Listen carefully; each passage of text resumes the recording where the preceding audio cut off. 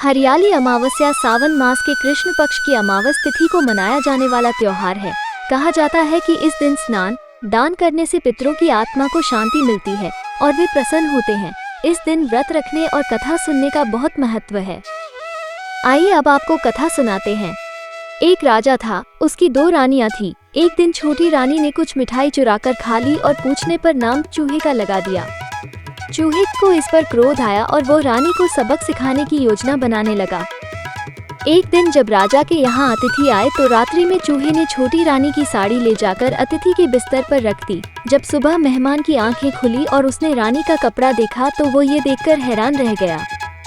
जब राजा को इस बात का पता चला तो उसने अपनी रानी को महल से निकाल दिया।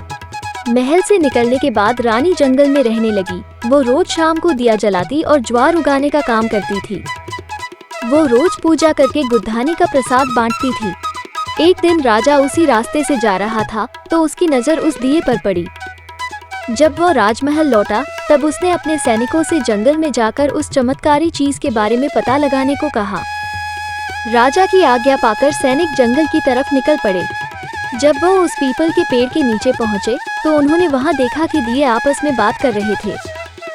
सभी अपनी अपनी कहानी बता रहे थे। तभी एक शांत दिए से सभी ने सवाल किया कि तुम भी अपनी कहानी बताओ।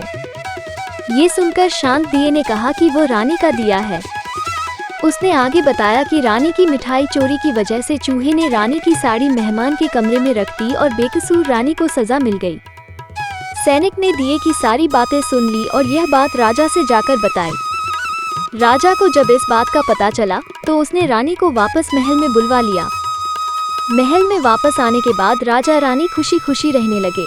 अगर कथा अच्छी लगी हो तो लाइक का बटन दबाना ना भूलें और कमेंट में जय भोलेनाथ अवश्य लिखें।